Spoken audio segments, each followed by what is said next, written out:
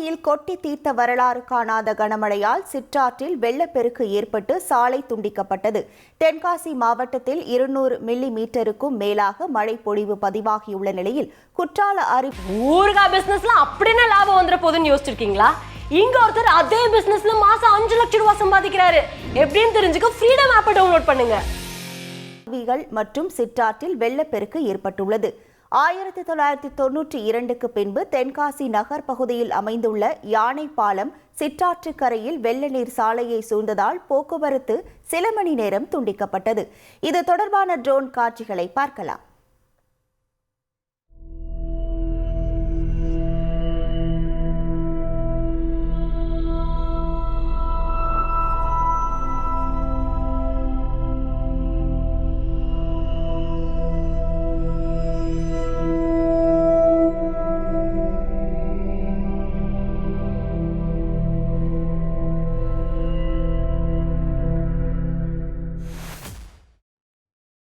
ஏரல் தாமிரபரணி ஆற்றின் தரைமட்ட பாலம் நீரில் மூழ்கியதால் 2வது நாளாக போக்குவரத்து நிறுத்தப்பட்டது.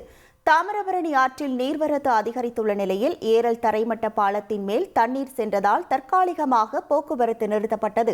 இந்த நிலையில் 2வது நாளாக தரைமட்ட பாலத்திற்கு மேல் தண்ணீர் சென்றதால் சனிக்கிழமை அன்றும் போக்குவரத்து நிறுத்தப்பட்டது. மேலும் உயர்மட்ட பாலம் சீரமைப்பு பணிகள் நடைபெறும் இடத்தின் வழியாக ஊருக்குள் நீர் புகும் அபாயம் ஏற்பட்டது.